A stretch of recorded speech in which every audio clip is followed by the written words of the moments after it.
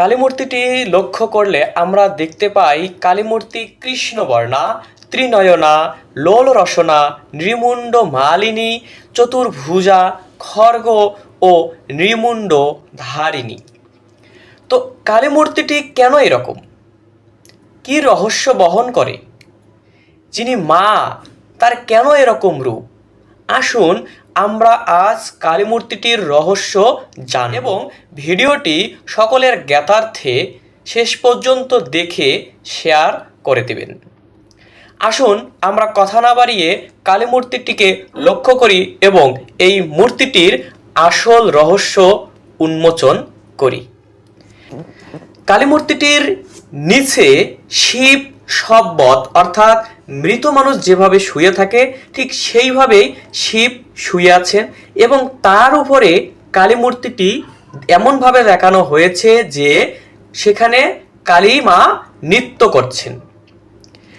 বাস্তবিক অর্থে প্রাণ যেমন মানুষের দেহের ভিতরে খেলা করতেছেন এবং এই প্রাণ আত্মার ইঙ্গিতে চলছেন, ঠিক সেইটিকে বোঝানোর জন্য কালীমূর্তিটিকে এইরকমভাবে প্রতীয়মান বা দৃশ্যমান করা হয়েছে।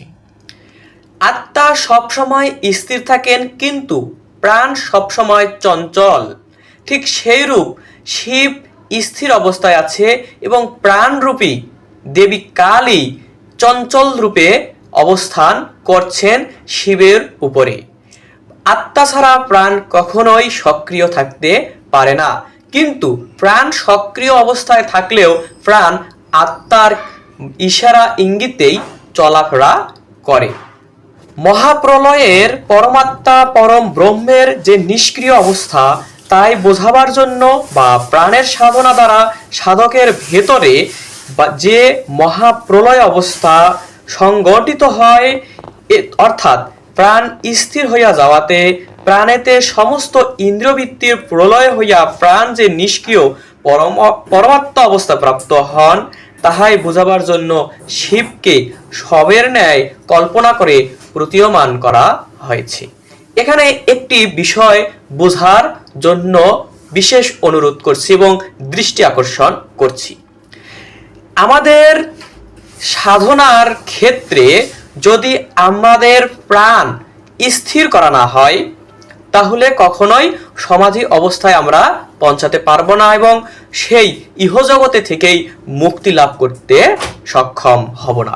তাই সাধককে অবশ্যই এই আত্মার সঙ্গে যুক্ত থেকে অর্থাৎ শিবের সঙ্গে যুক্ত থেকে কালী আদ্যা শক্তিকে জাগ্রত করে এই কালীকে শিবের সঙ্গে লয় করে দিতে হবে।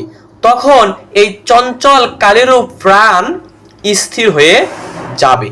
তো আসুন আমরা এখন দেখে নেই কেন কালীর নৃমুণ্ডধারিণী, কেন তার গলায় মুন্ডের মালা, কেন বা তার হাতে মুন্ড এবং খড়গ, কালী মায়ের গায়ের বর্ণই বা কেন কালো। যিনি কালী, যিনি সকল কালকে হরণ করেন, তিনি হচ্ছেন দেবী কালী। কি কাল? জন্ম মৃত্যু রূপ কাল। মানুষের জন্ম মৃত্যু রূপ যে দুর্গতি, এই দুর্গতিকে হরণ করেন দেবী কালী বা পরমাত্মা। এই জন্য কালী গায়ের রংটি কালো দেখানো হয়েছে। ত্রিনয়নার অর্থ হচ্ছে মানুষের স্বভাবতই দুইটি চক্ষু থাকে, কিন্তু সাধক যখন সাধনার জন্য অগ্রসর হবেন এবং সেই সময় যে তিনি তৃতীয় নয়ন অর্থাৎ উপনয়ন বা গুরুমন্ত্র নেন, এই গুরুমন্ত্র বা উপনয়নকে বোঝানোর জন্যই কালী মূর্তিতে তিনটি নয়ন প্রদর্শন করানো হয়েছে। তিনি লোল রসনা। কেন তিনি লোল রসনা? তিনি সকল প্রকার মায়াকে ছিন্ন করে দিয়েছেন। অর্থাৎ কথায় আছে, মায়া থাকিলে কায়া হয় না, কাম থাকিলে রাম মেলে না। তাই কামনা বাসনাকে ছিন্ন করে দিয়ে একমাত্র ভগবতমুখী হতে বলেছেন। তিনি নৃমুণ্ড ধারিণী, তার গলায় নৃমুণ্ডের মাল্য রয়েছে। কেন? সাধকের দ্বৈত জ্ঞান রূপ অসুরকে বধ করে দিতে বলেছেন।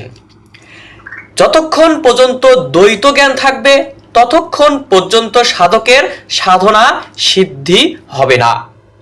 তাই আমাদের ভিতরের যে দ্বৈত জ্ঞান, এই দ্বৈত জ্ঞান রূপ অসুরকে বধ করে আমাদের সাধনায় প্রবৃত্ত হতে হবে। এইটিকে বোঝানোর জন্যই দেবীর গলায় রয়েছে মুন্ড মালা বা অসুরের মুন্ডের মাল্য। তিনি চতুর্ভুজা, খর্গ ও নৃমুণ্ড ধারিণী। অসুররূপ দ্বৈত জ্ঞানকে তিনি এই খর্গ দ্বারা হরণ করার হেতু তিনি কি করেছেন? খর্গ এবং নৃমুণ্ড ধারণ করেছেন। তো এই ছিল কালীমূর্তি বিষয়ক সংক্ষিপ্ত আলোচনা। কালীমূর্তিটির আরো জটিল আলোচনা রয়েছে, যারা সাধক তাদের সঙ্গে এই আলোচনাটি করা সহজ বলে মনে করি। তো আসুন কালীমূর্তিকে কখনো নেগেটিভ দিকে না নিয়ে আমরা এই মূর্তিগুলোর প্রত্যেকটি দেবদেবীর মূর্তির এক একটি করে রহস্য রয়েছে। মূর্তিগুলো এমনি এমনি আসে নাই, মূর্তিগুলোকে অবশ্যই কল্পনার মাধ্যমে তৈরি করা হয়েছে। তাই আসুন আমরা সঠিকটা জানি, সঠিকভাবে বুঝি এবং সঠিকভাবে ধর্ম পালন করি। সকলকে জানাই আন্তরিক শুভেচ্ছা। ওম শান্তি।